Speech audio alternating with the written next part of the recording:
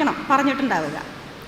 അതിനെ തുടർന്നാണ് നിലവിലുള്ള മതങ്ങളൊക്കെ പിൽക്കാലത്ത് ഇവോൾവ് ചെയ്യുന്നത് വേറെ ആരൊക്കെയോ കുറേ കൂട്ടിച്ചേർത്തിട്ടാണ് ഉണ്ടാകുന്നത്. അത് ഹിന്ദു മതമാകട്ടെ, ക്രിസ്തു മതമാവട്ടെ, ഇസ്ലാം മതമാവട്ടെ, മറ്റേതോ ആവട്ടെ, അങ്ങനെ കൂട്ടിച്ചേർത്താണ് ഇന്ന് കാണുന്ന മതങ്ങളൊക്കെ ഉണ്ടാകുന്നത്. ഈ മതങ്ങൾ കൂട്ടിച്ചേർക്കപ്പെടുന്ന കാലത്തൊക്കെ അതിൽ പ്രവർത്തിച്ചിട്ടുള്ളത് അധികാരമാണ്. ഇപ്പം ക്രിസ്തുവിനെ കുരിശിൽ തറച്ചതിന് ശേഷം 3 നൂറ്റാണ്ട് കഴിഞ്ഞാണ് റോം ക്രിസ്തു മതത്തെ അംഗീകരിച്ചത്. അന്നത്തെ ചക്രവർത്തിയാണത് ചെയ്തത്.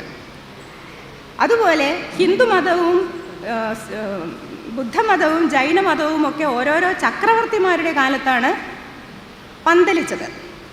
അപ്പോൾ അധികാരവുമായി വളരെയധികം ബന്ധപ്പെട്ട് കിടക്കുന്നതാണ് മതം. ഈ ഒരു ഘടകത്തിൽ അധികാരവുമായുള്ള ഈ ബന്ധത്തിൻ്റെ പേരിൽ അവിശ്വാസിയായ ഞാൻ ഹിന്ദുമതം നിലനിൽക്കണം എന്ന് പറയും. അതെന്തിനാണ്?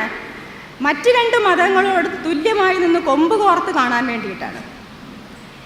ഇത് ഒരു അധികാര സ്ഥാപനമാണെങ്കിൽ തുല്യമായ 3ാമതൊരു ശക്തി കൂടി ഉണ്ടായിട്ട് അവരങ്ങനെ അംഗം വെട്ടട്ടെ, എനിക്കത് കാണണം.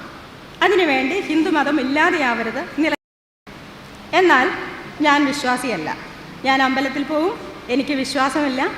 ഞാൻ ഒരുപാട് അമ്പലങ്ങൾ ഞാൻ അശുദ്ധമാക്കിയിട്ടുണ്ട്. ആർത്തവകാലത്ത് അമ്പലത്തിൽ പ്രവേശിച്ചിട്ട് അശുദ്ധമാക്കിയിട്ടുണ്ട്.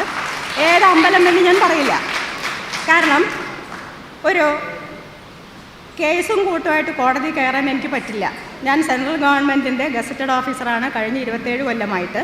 അതിൻ്റെ ചില ലിമിറ്റേഷൻസ് എനിക്കുണ്ട്. അതുകൊണ്ട് ഏത് അമ്പലം എന്ന് പറഞ്ഞാൽ അടുത്ത നിമിഷം എനിക്കെതിരെ കേസ് വരും. അത് ഞാൻ പറയില്ല. പക്ഷേ ഒരുപാട് അമ്പലങ്ങളിൽ ഞാൻ പോയിട്ടുണ്ട്. എനിക്ക് അതിൽ യാതൊരു കുറ്റബോധവും തോന്നിയിട്ടില്ല. കാരണം മലവും മൂത്രവും ശരീരത്തിൽ വഹിച്ചുകൊണ്ടാണ് ഓരോ മനുഷ്യനും അമ്പലത്തിൽ കയറുന്നത്. എങ്കിലെന്തുകൊണ്ട് ഇത്തിരി രക്തം ശരീരത്തിൽ നിന്ന് ഒരല്പം പുറത്തായാൽ, ദേഹത്തൊരു മുറിവ് പറ്റിയാൽ നിങ്ങൾ അമ്പലത്തിൽ കയറുമല്ലോ. രക്തം പുറത്തു വന്നാൽ ആർട്ടീരിയൽ ബ്ലഡാണ് മുറിവിൽ കൂടി പുറത്തു വരുന്നത്. ആണുങ്ങൾ അമ്പലത്തിൽ കയറും. അങ്ങനെയാണെങ്കിൽ സ്ത്രീയുടെ ശരീരത്തിൽ നിന്ന് വരുന്ന ആർട്ടീരിയൽ ബ്ലഡും അതുപോലെ തന്നെയാണ്. രക്തം പഴകിയാൽ ദുർഗന്ധം ഉണ്ടാകും. അത് രക്തം മാത്രമല്ല, മുറിവിൽ നിന്ന് വരുന്ന രക്തം